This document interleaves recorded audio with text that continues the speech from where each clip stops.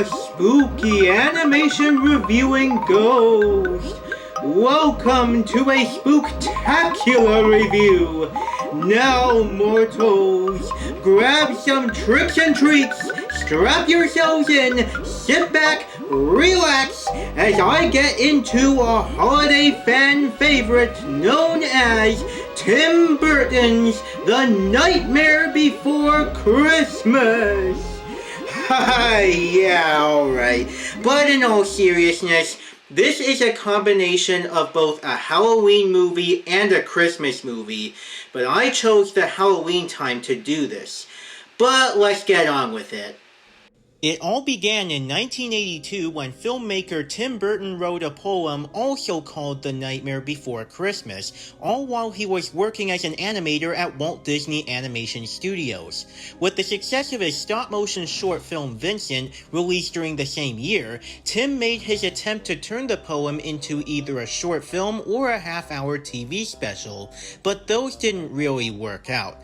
Over time, however, Burton's idea of a screen adaptation of the poem returned, leading to him making a development deal with Disney in 1990, and production began in 1991 in San Francisco, with a new director, Henry Selick, at hand, the same person who would later direct films like James and the Giant Peach and Coraline. When it finally came into theaters in 1993, Disney initially released it through Touchstone Pictures as they believed it would be too dark and scary for kids. However, when it was re-released in Disney Digital 3D for the first time in 2006, the film was reissued by Disney themselves through their main Walt Disney Pictures film division. Of course, it was a major hit both critically and financially, and it also gained a cult following. It was also the first animated feature to be nominated for an Academy Award for Best Visual Effects. But what do I have to say about it? Time to find out. Let's go!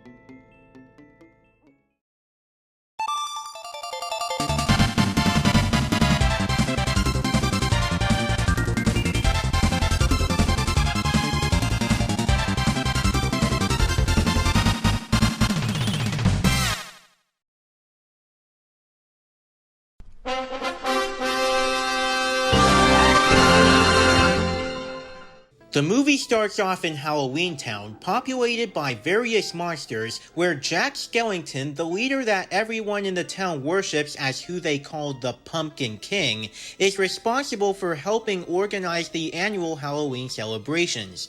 However, Jack has grown tired of the same Halloween traditions, and he ventures off to a different holiday world, then winds up in Christmas Town. Jack instantly gets the idea to bring Halloween to Christmas by disguising himself as Santa Claus and delivering scary presents to households on Christmas Eve, while the real Santa, who the people of Halloween Town refer to as Sandy Claus, gets kidnapped and tortured by the villainous Oogie Boogie.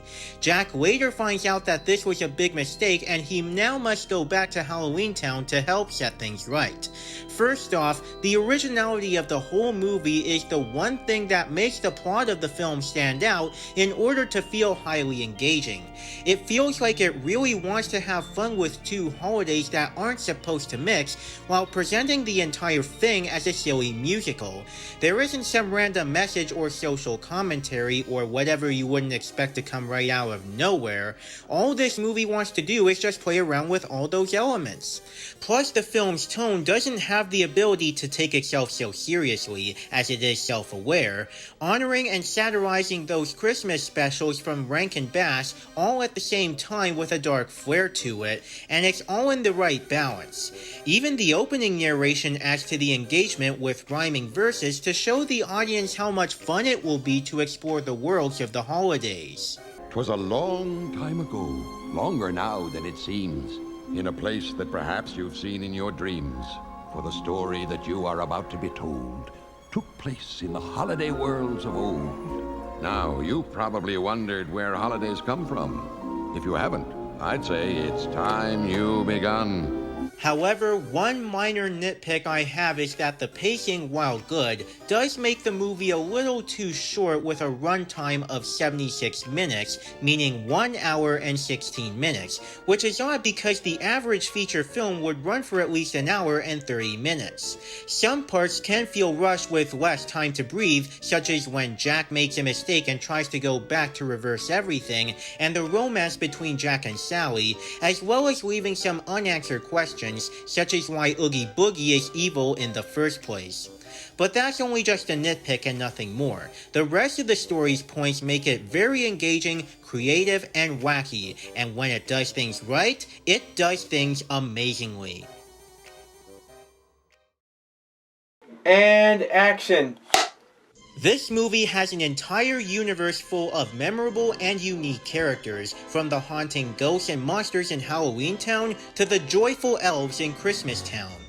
This includes 3 key characters that really have a giant role. The first one of them being the main character and the head honcho of Halloween Town, Jack Skellington.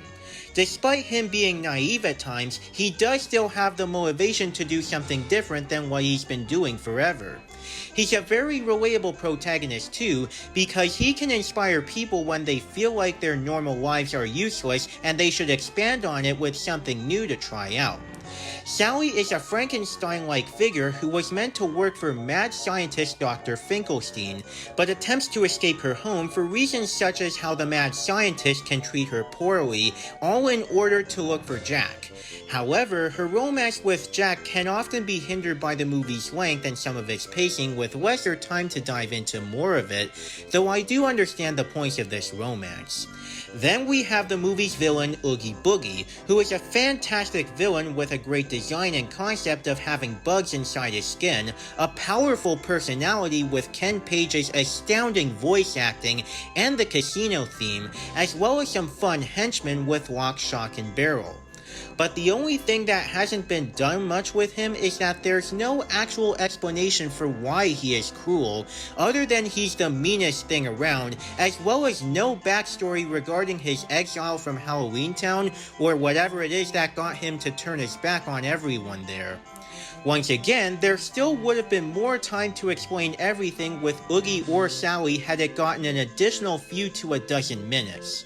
But unanswered questions aside, the rest of the voice acting is top-notch, where every actor who voiced the characters gave their all with their personalities, especially Ken Page as Oogie Boogie. Even Danny Elfman, who composed the music in the movie, had a good time voicing Jack. The personalities, the wit, and the performances of these characters are what make them lovably memorable from beginning to end.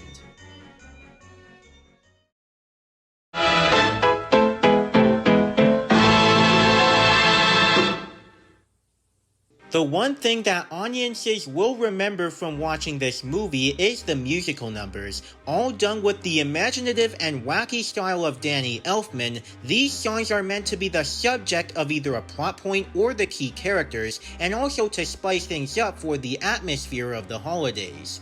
This Is Halloween is a great opening song that introduces the world of Halloween Town and the characters in it, plus what they do there and how they worship Jack Skellington as the Pumpkin King. Jack's Lament, Jack's Obsession, and Poor Jack are really nice songs that emphasize Jack's feelings. And I, Jack, the Pumpkin King, though I do not have the key, and I just can't wait until next Halloween, 'cause I've got some new ideas that will really make them scream. What's This is a highly upbeat song that immerses you into the world of Christmas Town and explains the atmosphere and the feeling of Christmas. The town meeting song and Making Christmas do a great job at mixing both holidays together to show Jack's preparations in action. Kidnap the Sandy Claus and Oogie Boogie song are made to emphasize how evil and cunning Oogie is, along with his trick-or-treating henchmen Lock, Shock, and Barrel, as well as how Oogie wants to torture Santa Claus.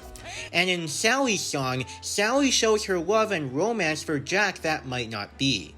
Whether you're in one of the holiday worlds or just want to let out your feelings, all of these songs are worth having fun with, and they help to give the movie its identity, resulting in a highly memorable holiday soundtrack.